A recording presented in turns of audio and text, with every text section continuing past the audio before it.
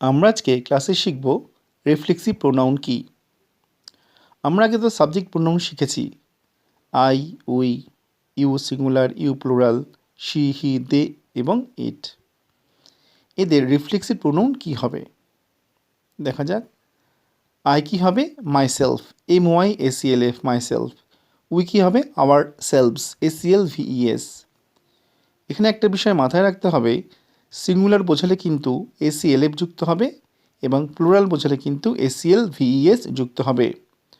তাহলে আই যেহেতু সিঙ্গুলার তাই কি হচ্ছে? Myself, MYSELF, myself.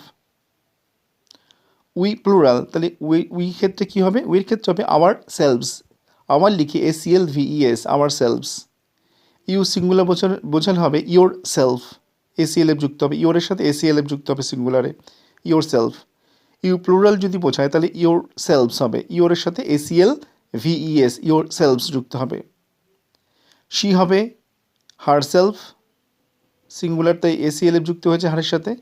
হি হবে হিমসেলফ, হিটাও সিঙ্গুলার তাই হিমের সাথে কি যুক্ত হবে? Self, SELF। দে হচ্ছে প্লুরাল, তাহলে কী হবে? দেম সেলভস, দেটা কী হয়ে যাবে? দেম, তারপরে সেলভস যুক্ত হবে, SELVES। যেমন আমার হচ্ছে আওয়ার সেলভস, ইউ প্লুরাল কী হচ্ছে? Your selves. তেমনি দেটা প্লুরাল বোঝায় তাই দেটা কী হবে? Them selves, SELVES, THEM, SELVES। ইট সিঙ্গুলার তাই ইট হবে ইট সেলফ, IT, SELF।